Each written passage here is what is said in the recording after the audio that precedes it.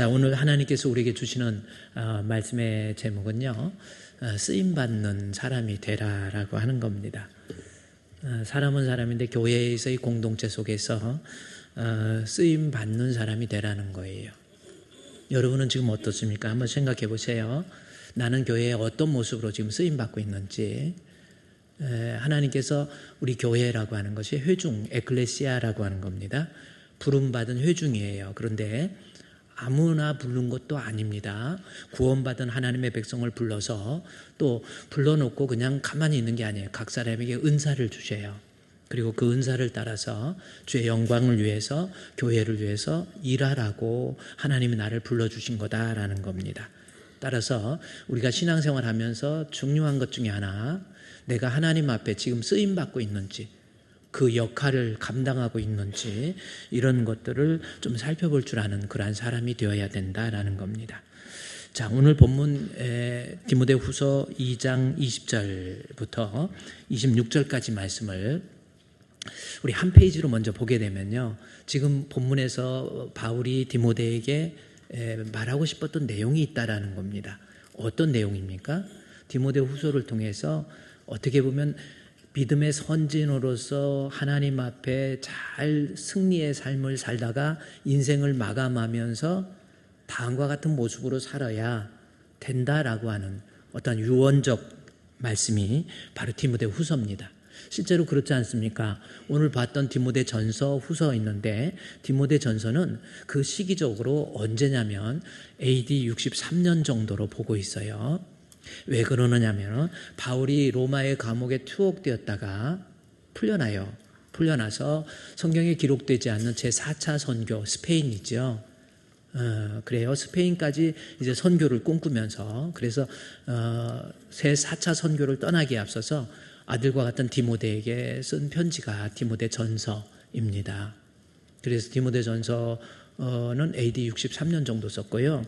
디모데후서는 4차 선교를 어느 정도 마감하고 이제 AD 바울이 순교했던 때가 AD 67년입니다. 그러니까 순교되기 직전에 바울이 자기가 주의 일을 잘 감당하고 그 다음에 죽음이라고 하는 것, 순교라고 하는 것을 본인이 인식을 해요. 사람도 좀 그렇지 않습니까? 죽을 것 같은, 말로는 죽을 것 같아 했는데 그 사람은 안 죽어요. 또 성경에서도 주여 나를 죽여주시옵소서 하고, 또 모세도 그렇고 안 죽어. 근데요, 진짜 죽을 때는 어느 정도 느낌이 오는 것 같아요. 그렇지 않습니까? 여러분도 언제 죽을지 모르지만 죽을 때 어느 정도 느낌. 저희 아버님도 이렇게 97세에 돌아가셨는데 건강하시게 사시다가 또 이렇게 벌써 돌아가실 느낌이 있는지 가족들, 손자들 다 불렀어요. 한번 제가 모시고 살면서 보도블록이 나무 뿌리에 의해서 이렇게 튀어나온 부분이 있었는데, 나이가 들면 근육이 빠지다 보니까 잘 넘어지잖아요. 그래서 나이 들수록 여러분 넘어지는 거 조심해야 돼요. 근데 가시다가 이렇게 넘어졌어요. 넘어져가지고 여기가 많이 상처도 나고 피도 많이 나고, 그래서 동네 사람이 119에 신고해가지고 병원에 계시다고, 그래서 119에서 연락이 와가지고 제가 병원에 가서 이렇게 보니까 많이 찢어졌더라고요. 여기도 찢어지고 아주 뼈가 드러날 만큼 찢어졌어요. 그래서 병원에서 다 이제 꼬맬 거 꼬매고 다 하더니 나중에 그 병원에서 저한테 보호자 잠깐 들어오라고 그랬더니 이야기해요. 아버님 맞죠? 그래서 예, 그랬더니 다 이거 때문에 이렇게 좀 기본적인 검사를 했는데 아버님 너무 건강하시다는 거예요. 97세에 넘어지셨는데도 이 정도 뼈가 안 부러지고 이렇게 넘어진 거, 대단한 낙법의 기술을 가지고 계시는 아주 그런 분인 것 같고, 그래서 검사를 해보니까 아버님은 100세를 넘길 것 같습니다. 정말 의사가 그러는 거예요. 너무 이렇게 다 검사를 하니까 이 기본적인 검사에 있어서 너무 건강하시더라는 거예요. 그래서 100세가 넘으실 것 같이 건강하고, 이렇게 부러졌지만, 이렇게 찢어졌지만 아무 사고도 안 나고 괜찮아요. 이거 이제 해서 그냥 퇴원을 해도 되겠습니다. 그래서 모시고 나와서 제가 이제 아버님 같이 이렇게, 어머니 돌아가시고 아버님 모시고 살면서 그래도 제 마음속에서는 사실 부모님하고 같이 모시고 여기 있는 여러분도 부모님하고 같이 모시고 산다는 게 힘든 거예요. 어쩔 수 없습니다. 왜냐하면 저도 목회하면서 신방도 하고 해야 되는데 잠깐도 떨어질 수 없고 좀 그래요. 그런데도 한 100세는 넘을 것 같다고 그래서 제가 저희 아내한테 그랬어요. 여보, 우리 아버지니까 당신 스트레스 받지 말고 신경 쓰지 말고 나한테 맡겨. 나는 목사인 동시에 복지원으로 내가 취직했다 생각하고 내가 아버지 대소변 일 있으면 다 받아낼 테니까 당신은 신경 쓰지 말고 공감만 나한테 허락했다 생각하고 밥만 좀 준비해서 그렇게 좀 해줘. 이렇게 했어요. 그리고 마음속에서 그래 100세까지 넘으니까 우리 할머니가 103세까지 사셨거든요. 그래서 아주 103세까지 사시고 우리 집은 다 장수 집안이에요. 큰아버지도 96세까지 사셨고 아버지가 지금 97세고 그래서 아버지가 103세 정도면 장수하잖아요. 근데도 그런 것 같아요. 어떻게 보면 너무 오래 살아도 여러분 지금 한번 지금 예배 드리면서 설교 듣는 것도 중요하지만 여러분 몇 살까지 살고 싶어요? 우리 권사님들, 연세 드신 우리 집사님, 장로님들 모두가 다 100세 넘기를 바랍니다. 그렇게 얘기하면 또 아유 목사님 그러지 마세요. 저는요 한 80만 넘으면 될 것 같아요. 80 넘어서 또 그럼 뭐라는 줄 아세요? 아유 지금 살아보니까 그래도 죽기보다는 사는 게 나을 것 같아요 그러거든. 그러니까 100세 넘기를 바랍니다. 그러면 그냥 아멘 하세요. 건강하게 오래 살면 됩니다. 근데 그렇게 100세 넘도록 산다고 그랬는데 저희 아버님이 주일날 예배 드리고 월요일날 노인들 가시는 노인 주간보호센터 가시기 위해서 이렇게 얼굴 세수를 하다 그 자리에 쓰러지셨어요. 그래서 그 다음에 이제 병원으로 옮겨서 그 다음에 돌아가셨거든요.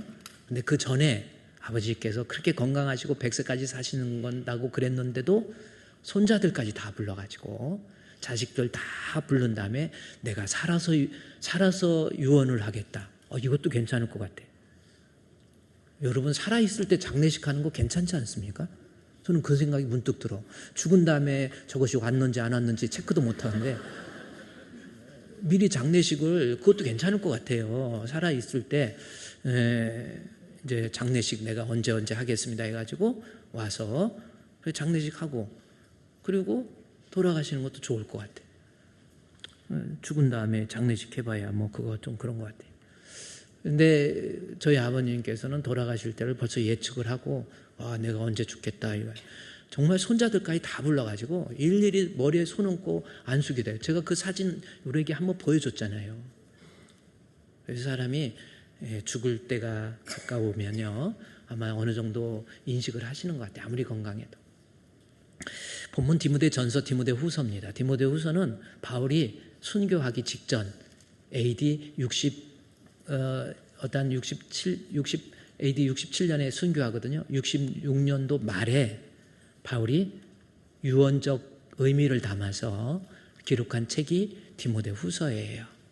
그래서 디모데전서는 에베소 교회 감독으로 바울이 디모데를 맡기고 4차 선교 포르투갈 그 지역 이베리아 반도 지역으로 선교를 떠나기 전에 디모데전서를 기록했고 디모데후서는 AD 66년에 바울이 임종을 앞두고 유언적 의미를 담아서 쓴 책이 디모데후서입니다. 그러다 보니까 마지막 유언적 의미다가 보니까 디모데로 하여금 아들과 같은 디모데로 하여금 어떻게 인생을 사는 것이 가장 지혜롭게 잘 사는 건지 이것을 더 힘있게 전달해 주는 말이 디모데후서입니다. 다시 말해서 저와 여러분도 죽음을 앞두고 인생을 내가 어떻게 이 세상을 살아야 될 것인가 라고 하는 것을 믿음의 선진된 바울이 그야말로 농축해서 전달해 주는 디모데전서 후서를 읽으면 아마 우리의 인생을 아주 좀 더 지혜롭게 그렇게 살 수 있는 사람이 될 수 있을 것 같습니다. 바울이 디모데에게 인생을 잘 사는 방법, 그래 사람은 한 번은 죽는 것인데 그 심판대 앞에서 인정받는 사람 되기 위해서 인생을 잘 살기 위해서 결국 디모데후서 2장 15절 말씀에 보면은 하나님 앞에 인정받는 사람이 되라라고 하는 거, 이것인 것 같아요. 너는 진리의 말씀을 옳게 분별하며 부끄러울 것이 없는 일꾼으로, 중요한 거 하나님 앞에 인정받으라는 거예요. 우리의 삶이 지금 내가 앞으로 살아가야 될 나의 삶의 현장 속에서 어떻게 살아야 될 것인지 하나님 앞에 인정받는 사람, 하나님 앞에 인정받는다라는 것은 하나님 앞에 사람이 한 번 죽는 것은 정하신 것이고 그 후에 심판이 있거든요. 분명한 겁니다. 그렇죠? 사람이 한 번 죽는 것은 정하신 것이고 그 후에 심판이 있어요. 그 심판대에 앞에 섰을 때 하나님 앞에 인정받아서 천국 가는 사람 되는 거, 그런 사람이 되도록 남은 여생 살아가는 것이 지혜로운 사람의 모습이라고 하는 겁니다. 내가 좀 세상에 썩어져 없어져 버릴 거 그것만 위해서 살지 마시고요. 이제는 하나님의 심판대 앞에 갔을 때 하나님께서 유심히 보시는 거, 무엇을 심판하시는지 이것도 좀 생각하시고 하나님 앞에 인정받는 그러한 삶을 살아낼 수 있는 우리 주품교회 성도 되시기를 우리 주님의 이름으로 축원드립니다. 그래요. 남은 여생 한번 내 인생의 시간표 속에서 나 하나님 만날 때까지 앞으로 어떻게 살아야 될 것인지. 인간은 잠깐이잖아요. 언제 죽을지 모릅니다. 뭐 배웠다고 실력 있다고 돈 있다고 능력 있다고 별로 자랑할 거 아니에요.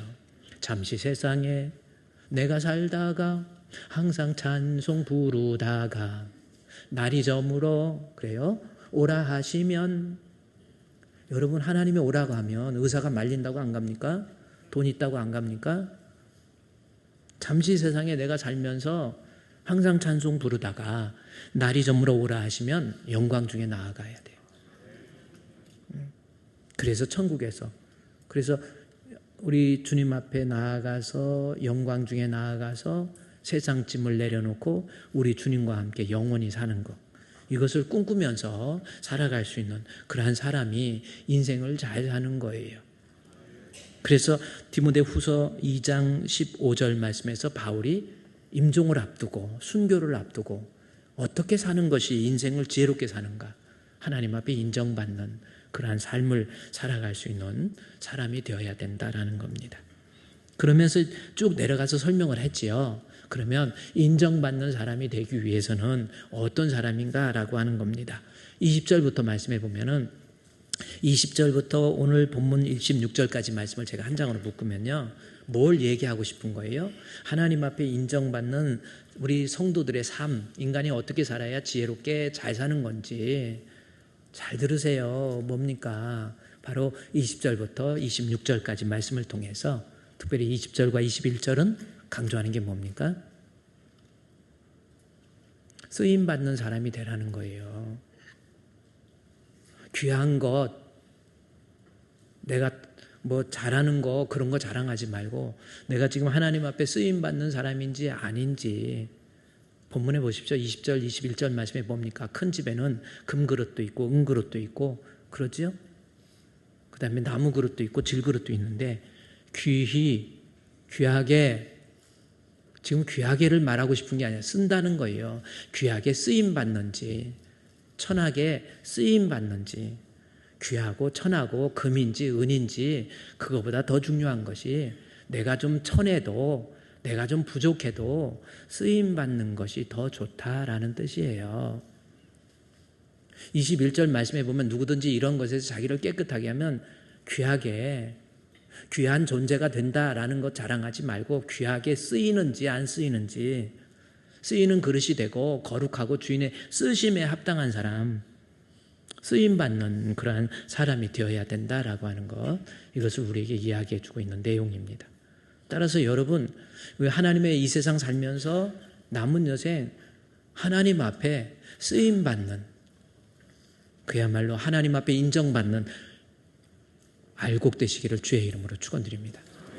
주의 영광을 위해서, 하나님 나라의 확장을 위해서, 교회를 위해서 아무것도 쓰이지 않는다. 이거 큰 문제입니다. 아무리 실력이 있고 능력이 있고 아무리 목사가 되었고 장로가 되고 권사가 되었어도 쓰임받지 못한다고 한다면 의미 없어요. 제가 좀 오래전에 우리 교회에 그 전기 장치가 문제가 있어가지고 그 뚜껑을 연 다음에 전기 기사가 열은 다음에 휴대폰을 가지고 휴대폰에 후레쉬 기능이 있는 거 알지요? 그것도 모르고 안 쓰는 사람 안 돼. 후레쉬 있어. 근데 후레쉬 들어가고 이게 커튼 내린 다음에 후레쉬 기능을 탁 눌러가지고 하면 빛이 밤에 딱 나와요. 그래서 밤에 어디 가다가 그거 내려갖고 빛 탁 누르면 빛이 딱 나와요. 후레쉬가 돼. 저는 그렇게만 알았어요. 그런데 전기 기사가 우리 오시더니 전정 뚜껑을 열더니 그 후레쉬를 켜야 되는데 아유 간단하더라고요. 어떻게 후레쉬 딱 누른 다음에 후레쉬 켜, 손전등 켜. 그러니까 불이 딱 켜져요. 어이 저 사람도 신기하네 저거. 저런 기능이 있었다라는 거예요. 그리고 다 한 다음에 손전등 꺼 그러니까 꺼지더라고. 집에서 연습해봐요. 얼마나 편한지 몰라. 그래서 그거 배우고 와갖고 집에 가가지고 저녁에 저희 아내가 있는데 아내한테 이거 봐 손전등 켜 그러니까 불이 딱 켜니까 어머 오빠 어떻게 알았어 그거? 그래 내가 동생한테 가르쳐 줬지요. 그래 이제 나이도 60 넘었는데 이제 오빠 그만해. 그래도 그저 항상 오빠야. 죽을 때까지 우리 오빠 돌아가셔서 이제 이렇게 생겼어. 뭐 그냥 그렇게 사는 겁니다. 근데 그래가지고 오빠가 후레쉬 켜 그랬더니 딱 켜지니까 동생한테 가르쳐줬더니 그거 어떻게 배웠냐고 이렇게 해가지고 막 신기하고 몇 번 연습 후레쉬 켜 막 이러고 있더라. 근데 여지껏 그 기능이 하나 들어가기 위해서 휴대폰 가격이 아마 올라가 있었을 것 같아요. 그런데 저는 몇 년 동안 그 기능을 몰라가지고 기능은 들어있는데 쓰지 못한 거예요. 비용만 더 추가됐지 나한테 쓰지 못하는데 그게 무슨 유익이 있습니까? 그 기능이 쓰임 받으니까 그것을 쓰고 있는 주인의 입장에서 얼마나 마음이 시원하고 그러는지. 교회 마찬가지입니다. 하나님 앞에 쓰임 받아야지요. 여러분 어떻습니까? 하나님 앞에 뭔가 내가 주의 영광을 위해서 쓰임 받아야지. 그래 장로면 장로로서 쓰임 받아야 되고 권사는 권사로서 안수집사는 안수집사로서 쓰임 받고 성도는 성도로서 쓰임 받아야지요. 나에게 실력이 있고 능력이 있는데도 아무런 쓰임 받지 못해. 내가 찬양을 잘한다. 그냥 묻어놓은 거예요. 쓰임 받지 못해. 그거 찬양 그만큼 목소리 내는 게 쉬운 줄 아세요? 오늘도 우리 찬양 얼마나 잘합니까? 찬양 아름다운 찬양 하지요. 풀려 참 비리비리비리 하는데요. 거의 기절할 것 같아. 쓰임 받는다는 게 그렇게 중요한 거예요. 잘하는데 안 해. 안 써. 주의 일 하는데 힘들어. 귀찮아. 안 해. 열심히 해놓고 그만큼 실력 갖춰놓고 사용 안 한다. 그거요. 불쌍한 거예요. 육신적인 편안함 때문에 안 한다. 그거 불쌍한 겁니다. 쓰임 받아야 돼요. 제가 이제 386 세대거든요. 386. 뭐 옛날에 386이라는 건 30대이면서 80년대 대학 생활하고 60년대 생, 그게 386이라고 그래요. 386 세대라 이래야 하는데요. 저희 교육 때는 뭐 6.25 끝나고 나서 한참 뭐 먹고 살기 힘들 때 박정희 대통령 제 경제개발 5개년 계획 해가지고 우리도 잘 살아보세요, 잘 살아보세요. 그런 시대가 제가 보면은 우리 386 세대입니다. 우리 앞에 어른들은 고생만 하셨고 우리도 어렵고 힘든 그러한 형평 속에서 그래서 학교에서 우리 잘 살기 위해서 우리 국민 교육 시켜야 된다 해가지고 교육열이 우리나라가 지금 이만큼 사는 것도 교육열 때문에 이만큼. 그래서 열심히 교육했어요. 지금 생각하면 학교에서 중학교 고등학교에서도 수학 1의 정석, 수학 2의 정석 그거 있었는데 지금은 그거 없어졌지요. 근데 그것도 그거지만 영어는 중학교 때는 성문 기본 영어, 고등학교 때는 성문 종합 영어가 있었어요. 근데 성문 종합 영어 요즘 대학 졸업하고도 성문 종합 영어 주고 너 한번 풀어봐 그러면 못 푸는 사람이 80-90%예요. 우리 기본 영어, 종합 영어 얼마나 뭐 품사를 나눠 가지고 뭐 대단하게 뭐 교육을 막 시키는 거예요. 문법, 스트럭처 부분, 문법도 엄청나게 문법 시킵니다. 그걸로 끝난 줄 아세요? 대학원 들어갈 때 토플 시험을 봤어요. 원래 토플이 비영어권 학생들, 비영어권 사람들이 대학이나 대학원을 지나갈 때 필요한 그런 검정 시험이잖아요. 토플 시험 봅니다. 그리고 토플 시험을 볼 때 그때는 4개 영역에서 리딩, 리스닝, 스피킹, 라이팅 해가지고 4개 각계 영역 속에서 30점 만점으로 해가지고 120점. 그래서 2시간 시험 봐가지고 토플을 통해서 영어 능력을 검증받았어요. 저도 대학원 들어갈 때 그 토플 그 점수가 들어가야 되기 때문에 또 공부도 했고 또 그렇습니다. 근데 토플 2시간에 시험 볼 때 토플 점수 나오려고 하면 지문을 다 읽고 그럴 시간이 없어요. 그냥 읽고 벌써 답을 알고 그냥 해야 점수가 나오는 거거든요. 근데 386 세대들 그렇게 교육 받았어요. 스트럭처 부분 리딩이든 이 컴프레이션이든 뭐든 다 훈련을 받아갖고 점수는 기가 막히게 나와. 공부 잘 하지 웬만하면 미국 사람들보다 영어 시험 보면 잘 봐요. 근데 386 세대의 맹점이 뭐였냐면 대학 졸업하고 대학원 졸업해서 토플까지 다 해도 외국 사람들 앞에 갖다 놓으면 말 한마디 못했어. 실제로 그랬어요. 말 한마디 못하는 거야. 실컷 배웠는데 쓰지를 못하게 그런 교육이었다라는 거죠. 얼마나 낭비입니까? 그만큼 기능화시키기 위해서 해야 될 일들이 얼마나 많았어요. 근데도 말 한마디도 못해요. 요즘 아이들 어떻습니까? 중학교 애들도요, 외국 사람 만나면 이야기해.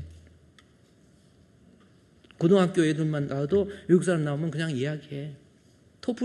요즘 토플 안 하잖아요. 거의 토익으로 바꿨잖아요. 토플은 어떤 전문적인 그런 것을 위해서 문법적이나 이런 거지만 토익은 뭡니까? 비즈니스, 그냥 생활 영어 어느 정도 그것을 검증하는 거잖아요. 영어 능력을 토익이라고 그래가지고 토익은 뭡니까? 495점, 495점 단위로 해가지고 그래서 990점 만점 해가지고 RC, LC 2개밖에 없어요. 리딩하고 리스닝밖에 없어요. 그래가지고 영어 공부시켜. 간단하게 필요한 것만 하자는 거예요. 아이들 제법 영어 또 합니다. 외국 사람 만나도 그냥 영어 해요. 요즘에는요, 그것도 필요 없어요. 요즘에는 토익이, 요즘 토스 많아요. 토스 했더니 지난번에 일부 예배 마치고 내려가고 했더니 성가대원들이 우리 목양실 앞에 막 했더니 목사님 토스 키세요 그러더라고. 그래가지고 그 토스가 뭔가 했더니 그 토스 찍으면 돈이 10원씩 막 나오나 봐. 그거 키라고 그러더라고. 근데 토스가 그 토스가 아니고 토익 스피킹이라는 게 있어요. 내가 영어 문법은 몰라도 나 영어를 활용할 수 있다. 그거 아닙니까? 쓰지도 못하는 거 가지고 있어봐야 뭐예요? 쓰임 받아야지. 여러분 제가 요즘 우리 임직자들 뽑아서요. 임직자들이 그래도 영어를 좀 하자 해가지고 영어 교육 여러분 5분 내에 여러분 영어 좀 할 수 있게 하겠습니다. 그랬더니 목사님 영어는 5분 내에 어떻게 하겠어요? 아유 단어가 몰라. 여러분 외국 사람하고 말하는 거예요. 중학교 실력만 있어도 말해요. 그리고 말하다가 중학교 실력만 있어도 중학교 그 단어만 있어도 말합니다. 그리고 말하다가 잘 안 되면 그냥 한국말 하면요. 듣는 사람이 답답하지 말하는 사람이 답답한가? 그냥 해버려. 어떻게 5분 만에 알려주세요? 제가 그랬어요. 3가지만 기억하라 그랬어요. 첫째, 주어와 동사는 부부와 같이 항상 붙어 다니니까 띄워놓지 마라. 그게 첫 번째입니다. 두 번째, 조동사는 동사가 아니다. 이게 두 번째입니다. 세 번째, 그 다음에 동사 다음에 붙일 때 장소, 방법, 시간 순으로 나열하라. 그 3가지만 기억하라고 하죠. 주어 동사는 항상 붙어 다녀요. 부부처럼. 나는 간다. 아이고 그거 말고 아이고 주어 동사 항상 붙어 다녀요. 아이고 그러는 거예요.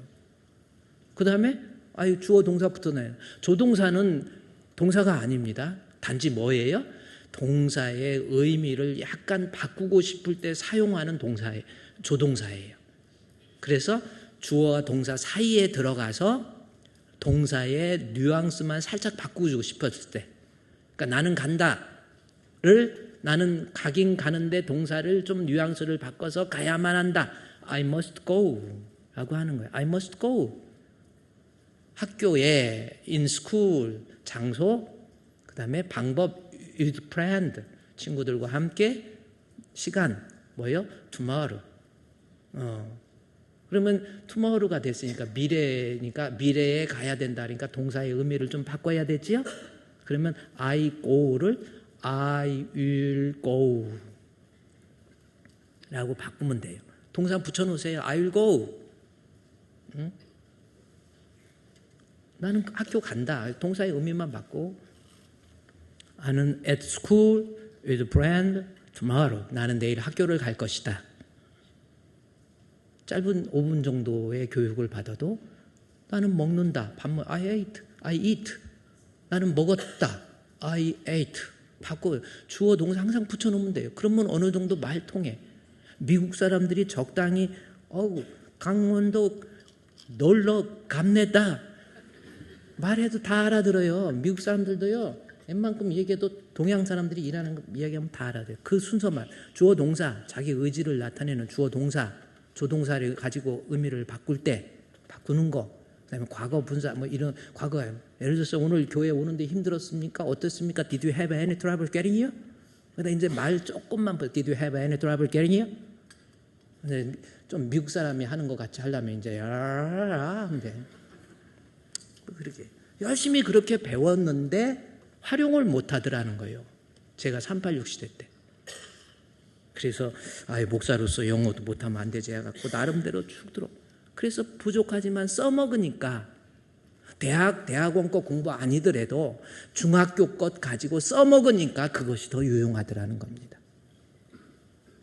교회에서 중요한 거. 내가 지금 직분이 뭐다. 나 장로다. 안수집사다. 권사다. 다른 거 아니에요. 지금 내가 쓰임 받고 있는지, 장로로서 쓰임 받고 있습니까? 내가 나에게 하나님께서 각 사람에게 은사를 주셨는데 쓰임 받고 있습니까? 지금 바울이 계속 강조하는 것이 디모데후서 2장 20절부터 21절 쓰임 받는 것, 쓰임 받는 것, 쓰임 받는 것, 쓰임 받는 것이 귀한 것 되는 것보다 귀하게 쓰이는 자가 되라라고 하는 것을, 그것이 하나님 앞에 인정받는 성도의 삶이 된다는 거예요. 반드시 교회를 위해서 쓰임 받아야 돼요. 어떻습니까? 여러분 한번 생각해 보세요. 내가 교회를 위해서 쓰임 받는지. 괜히 나 실력 있어, 나 배웠어. 가르치는 그러한 은사가 있으면 교사로서 쓰임 받으세요. 조금 힘들어도. 우리 중고등부 교사도 제가 보니까 좀 중고등부 교사가 좀 필요한 것 같아. 그래요. 그러면 집사님, 권사님, 우리 중고등부 교사 좀 한번 해봅시다. 그러면 쓰임 받음에 대한 요청이 있을 때 격하게 응답하세요. 그게 제자의 특징입니다. 쓰임 받겠다. 성가대도 마찬가지예요. 성가대 저기 했는데 우리 성가대에서 성가대 좀 같이 하면 안 될까요? 그러면요. 그 쓰임 받겠다라고 하는 하나님의 쓰임에 부르심에 응답하세요. 그것이 하나님 앞에 부끄러움이 없는 일꾼으로서 인정받는 거예요. 뭐 실력 있고 능력 있고 뭐 많이 배우고 했는데 아무것도 쓰이지 못하는데 그게 무슨 유익이 있습니까? 지금은 뭐 시간이 지났지만 옛날에 이제 차를 새로 이렇게 바꾸니까요. 요즘 아파트 같은 데는 주차가 이게 좀 좁아요. 좁아서 문 열 때 이렇게 문콕을 하잖아. 차콕이라고 그러나요? 문콕 하잖아. 근데 새 차를 갖다 다 이게 좋은데 갖다 문콕을 할까봐 돌고 하다가 자리가 좀 넓은 데가 있어. 넓은 데가 있어가지고 그 자리를 하나 맡았어. 그러니까 이 사람이 옆에 아무리 열어도 괜찮아. 넓은 딱 두 개만 될 수 있게, 아니면 한 개만 될 수 있는 그 자리를. 그래갖고 다 깨끗이 닦아갖고 거기다 갖다 놨네. 누가 건들지도 않고 얼마나 주차 자리가 좋은지. 자리가 좋아서 거기다 맡겨놨어. 어디를 가야 되는데 그 주차장 뺏길까봐 아까워서 걸어가야 되더라고요. 그래 계산을 해본 거예요.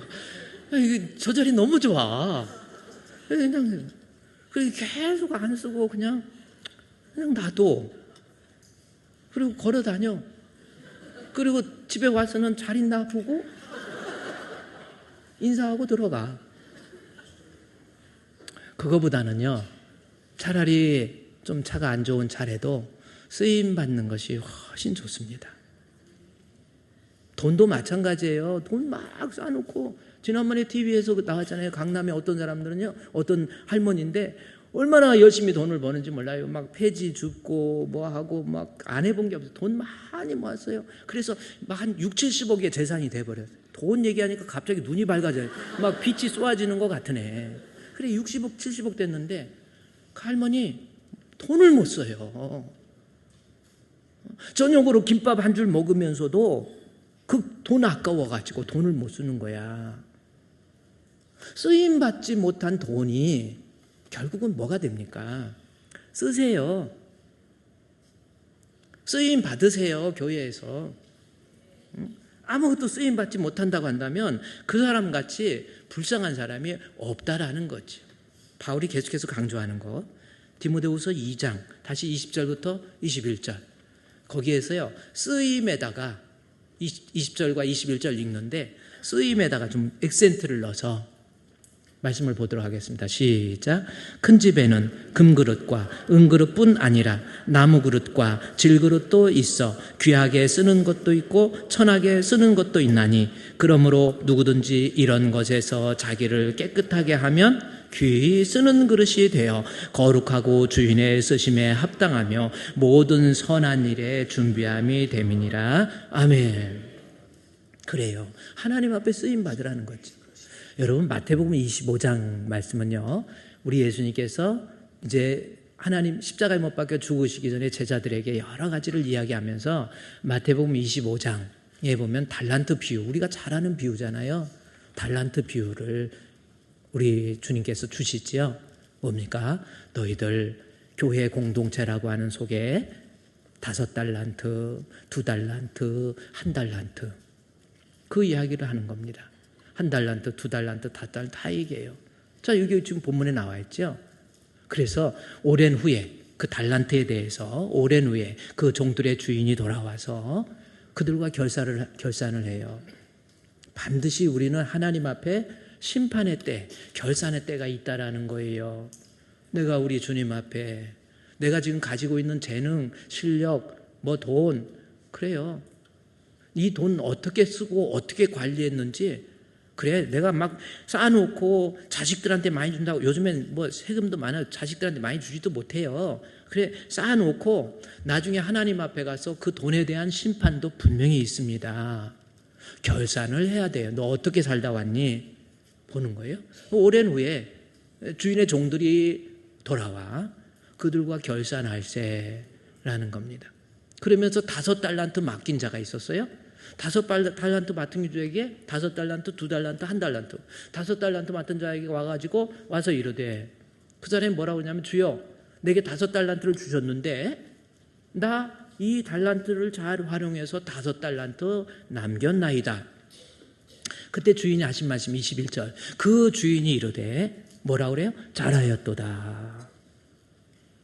칭찬 듣잖아요. 하나님 앞에 인정받은 거예요. 어떻게 인정받았습니까? 착하고 충성된 종아 그랬잖아요.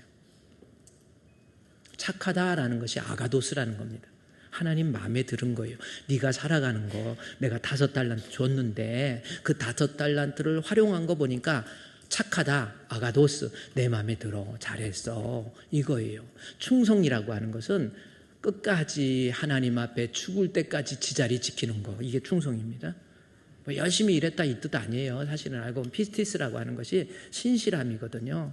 비가 와도 눈이 와도 무슨 일이 있어도 끝까지 하나님 나 섬기는 자는 나 있는 곳에 그도 거기 있으리니, 기분 나쁘다고 예배 빠지고 뭐 한다고 이런 거 아니에요. 툭하면 오해하고 불평하고 그런 거 아닙니다. 하나님 앞에 인정받기 위해서는요, 하나님 마음에 드는 거. 어떤 사람이에요? 하나님 마음에 드는 착하고 충성, 언제나 변함없이, 언제나 변함없이 끝까지 나 있는, 내가 나 섬기는 자는 나 있는 곳도 거기 있으리니 해서 거기 그대로 있었던 거예요. 그래서 적은 일에 충성하였으니까 네가 많은 일을 맡기는데 중요한 것, 내 주인의 즐거움에 참여하는 거예요. 주인의 즐거움이 뭐, 참여가 뭡니까? participate라고 하는 거예요. 참석하는 거예요. 천국에 잔치에 참여한다라는 겁니다. 이 participate라고 하는 그 단어의 의미가 뭔지 아세요? 우리는 천국에 대해서, 제가 수요 예배 때 영생, 천국에 대해서 이야기했는데 요한계시록 21장에 보면 천국이 어떤 거예요? 막연한 어떤, 우리는 죽어서 천국과 거기 해가지고 막연하게 머릿속에서 어떤 유토피아적인 환상을 천국으로 이해하는데 천국 그거 아닙니다. 분명한 천국의 실체라고 하는 것이 있다라는 거예요. 너무 막 우리는 죽어서 거기 간대, 거기 그래서 찬송한 거기서 그러니까 경찰이 그 노래를 부르니까 도망가던 도둑놈이 거기 쓰래니까 놀래갖고 섰다는 전설이 있어. 그래서 찬송 듣고 섰다는 전설이 거기서라는. 근데 막연한 게 아니에요. 천국과 지옥에 대해서, 실체에 대해서. 제가 지옥은 영생이 뭐냐면요, 사후에, 예수 믿는 사람이 사후에 영의 몸으로 죽어서 영의 몸이 있어요. 영의 몸, 육의 몸이 아닙니다. 이 몸이 아니에요. 성경에 그대로 나온 대로 영생이 뭐냐면 막연하게 환상이 아니라 죽어서 사후에 영의 몸으로 천국에서 하나님과 함께 천사들처럼 영원히 사는 거, 이게 천국이에요. 여러분, 저는 아버지가 장로님이고 전에 교회 다니는 거예요. 교회 일은 다 해도 믿음이 없어갖고 교회 다니는 사람 엄청 무시했어요. 저거 가진 거 없고 의지할 데 없고 못 배운 것들이 예수 믿지, 죽으면 끝나는데 아니라니까요. 죽을 위기 속에서 정말 하나님 만나보고 인생이 뭔데요? 그게 아니에요. 천국도 있고 지옥도 있어요. 하나님의 심판대 앞에 갔을 때 인정받으려면 예수 믿는 믿음. 그래서 다시 한번 보세요. 달란트, 5달란트 맡긴 자에게 했더니 뭐라고 그랬어요? 마태복음 25장에 잘하였다. 착하고 충성된 종아. 그 다음에 내 주인의 즐거움, 천국의 participate. participate가 어떤 의미냐면 참여하다라는 말로 번역이 되는데 헬라어 원어의 뜻은요, experience로 번역을 해야 돼요. experience가 무슨 말이에요? 경험하는 거예요. 경험하는 거예요. 이 경험은 뭡니까? 실체가 있다라는 거잖아요. 보세요. 경험은 실체를 내가 경험했다라는 거예요. 무슨 말인지, 그러니까 천국은 그냥 막연히 꾸며낸 얘기가 아니라 경험할 수 있는 어떤 공간적, 지금 제가 사용하는 것이 공간도 이 땅에 피조물이 사용하는 단어니까 그렇지, 분명한 실체가 있다라는 거, 그거 인식하시고요. 세상에 살면서 돈 좀 있다고, 진짜 좀 배운 거 있다고, 남들보다 좀 좋은 집에서 산다고 폼지르고 다니지 마세요. 예수 안 믿으면 사람으로 태어나면 안 돼요. 여러분, 예수 믿으세요. 그래야 주인의 즐거움, 천국에서 우리 주님과 함께 영생 복락을 누릴 수 있는 경험. 그러잖아요. Is this your first experience? 그잖아. 첫 번 경험이라는 거예요. 참여, 실제적인 실체가 있다라는 겁니다. 그래서 5달란트 부른 맡긴 자가 가서 실제적으로 그 은사를 활용해서 쓰임 받아서 5달란트 남겼을 때, 다시 마태복음 25장에 보니까 주인의 즐거움에 참여하는. 그런데 1달란트, 2달란트도 똑같이, 2달란트 맡은 자가 왔을 때 똑같이 이야기를 해줘요. 너도 21절 똑같은 말을 얘기합니다. 그 주인이 이르되 5달란트든 2달란트든 은사를 활용해서 사용해서 썼으면 하나님의 칭찬은 똑같아요. 그 주인이 이르되 잘하였다. 착하고 충성된 종아. 내가 주인의 즐거움에 참여하리라. 이렇게 이야기를 해요. 그런데 1달란트, 상징적인 의미입니다. 작다라는 의미, 지가 어떻게 된 건지. 문제는 뭡니까? 24절 말씀해 보니까 1달란트 맡은 자가 와서 이르되 주인이요, 당신은 굳은 사람이라 심지 않은 데서 거두고 해치지 않는 데서 모으는 것으로 내가 알았다는 거예요. 하나님이 어떤 분인가, 지금도 하나님이 어떤 분인지 그걸 모르는 분들, 하나님이 어떤 분인지. 그래서 하나님이 어떤 분인지를 모르니까 착하게 살고 선하게 살고 도덕적으로 윤리적으로 그러면 하나님 앞에 천국 가는 줄 아세요? 아니에요. 하나님 앞에서 착하게 산다. 다른 하나님은 예수 믿으면 의인이고 예수 안 믿으면 죄인입니다. 하나님의 판단, 하나님을 정확히 이해하세요. 이 세상과 우주와 만물을 창조하시고 지금도 섭리하시고 경영하시며 영광 중에 재림하셔서 심판하실 우리 주님께서 심판하시는 내용이 뭐예요? 예수를 믿으면 미안하지만 안 미안하지, 그건 미안한 게 아니지. 예수님 믿으면 천국, 예수 안 믿으면 지옥이. 그것이 하나님이 인생을 다루시고 창조하신 하나님께서 심판하실 하나님의 내용이에요. 하나님을 모르니까 내가 착하게 살아야 극락에 가네, 어쩌고 저쩌고 해갖고 막 가서 돌을 닦고 마하살라 막 이러고 하고 막 착하게 살아야 되느니라. 그런다고 하나님 앞에 천국 가는 거 아니라니까요. 하나님을 잘 몰라. 한 달란트 맡은 사람 잘못 알았잖아요, 하나님에 대해서. 25절 거기 마태복음 25장에 보세요. 한 달란트 맡은 자가 와서 24절에 내가 알았으므로 주인을 잘못 알았어요. 두려워서 달란트를 활용 안 하고 써먹지 않고 그냥 땅에 묻어두었습니다. 26절 그 주인이 대답하여 이르되 악한 거예요. 그거는 활용 안 하는 게 얼마나 큰 죄인데요. 악하고 게으른 종아, 문제는 뭐예요? 나는 심지 않은 데서 거두고 해치지 않은 데에서 모으는 줄 너 알았니? 하나님 잘못 알은 거예요. 우리 하나님은 활용하고 사용하고 쓰임받는 것을 기뻐하시는 하나님이라는 거 제대로 알아야 되지요. 호세아서에서 핵심은 뭡니까? 이스라엘 백성들이 열심히 이렇게 하면 되는 줄 알았어요. 이렇게 하나님도 믿고 바알신도 섬기고 세상 일도 열심히 하면 내가 하나님 믿으니까 하나님 섬기니까 제사하니까 나 괜찮은 줄 알았어요. 호세아서의 핵심은 호세아서 6장 3절이잖아요. 오라 우리가 여호와를 알자.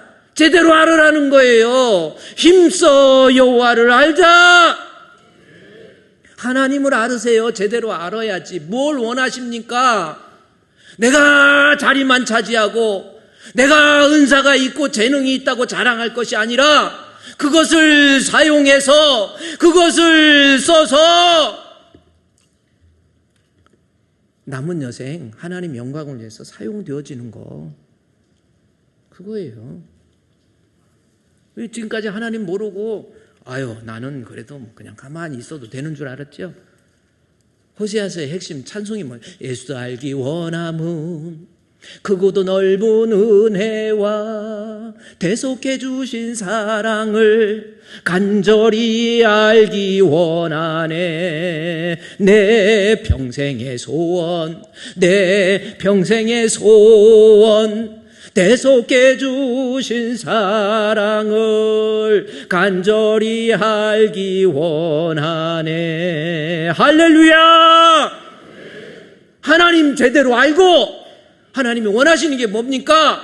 내가 은사가 크던 작던 주의 영광을 위한 거라면 하나님 앞에 사용하라는 거예요.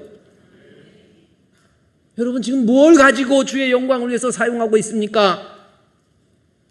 내가 가지고 있는 하나님이 하라고 하신 일, 맡겨주신 거 사용해서 교회 공동체의 부흥을 이루라라고 하는 거. 이거 지금 바울이 죽으면서 임종의 순간에 네 인생 잘 사는 거 하나님이 분명히 교회의 공동체 속에 각각 각 사람에게 은사를 주셨는데 그 은사를 땅에 묻어두지 말고 그것을 사용해서 나는 귀한 사람이야. 나는 배운 사람이야. 나는 실력 있는 사람이야. 나는 돈 있는 사람이야. 나는 직분이 목사야. 나는 장로야. 권사야. 이런 거 자랑하지 말고 내가 하나님 앞에 부족하지만 정말 사용되고 있는지 그것이 지혜로운 인생의 삶의 모습이라고 하는 거예요. 사용되는 거예요. 장식품으로 자동차 간직해놓지 장식품으로 그렇게 해놓고 있는 거 아닙니까? 하나님 앞에 사용되는 일꾼. 그게 인정받는 일꾼이에요. 반드시 주의 영광을 위해서 무엇인가 사용하세요. 이거저거 따지고 나는 못해요. 그런 거 아닙니다. 집사님 성가대 하세요. 집사님 교사하세요. 집사님 이거 봉사 좀 합시다. 예!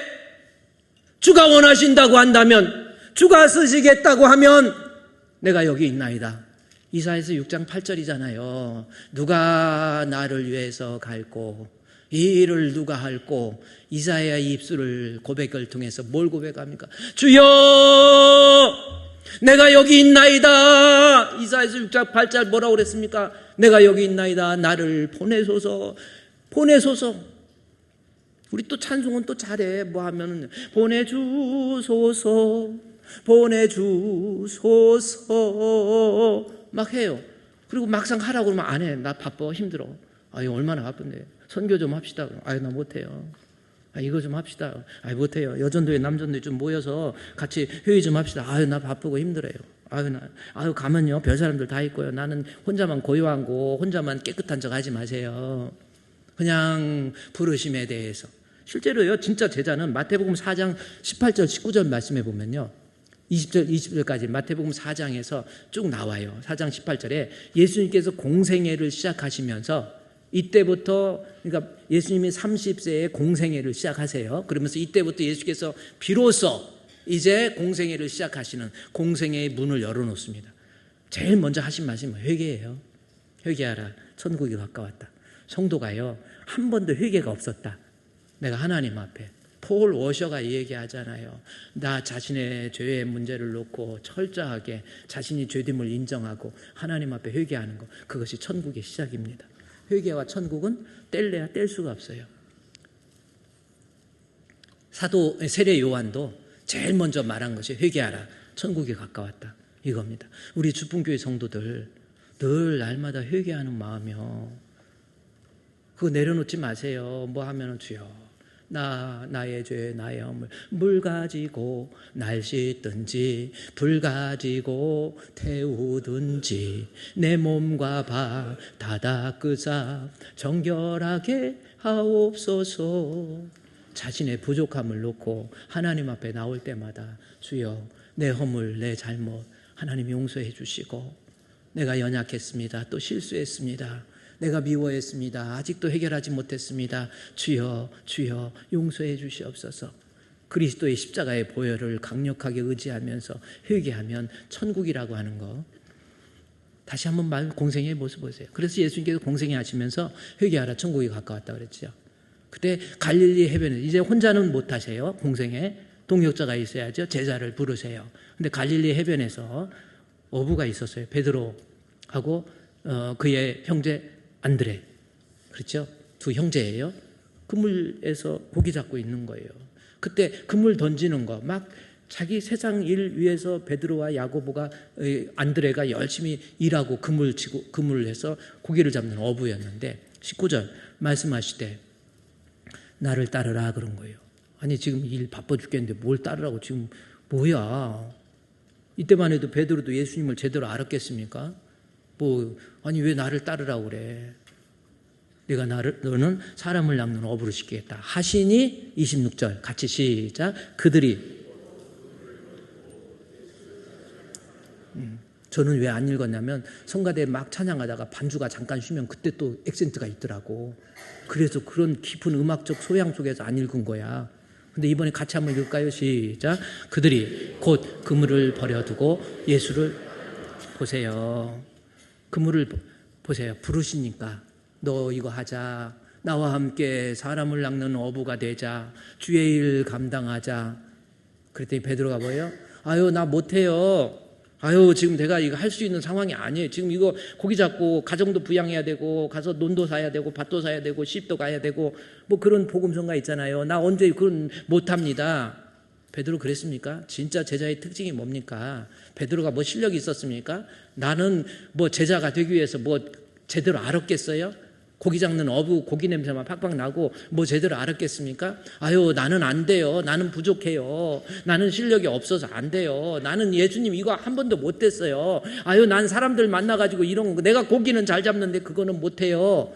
그랬습니까? 부르심에 대해서 마태복음 4장의 말씀해 보세요.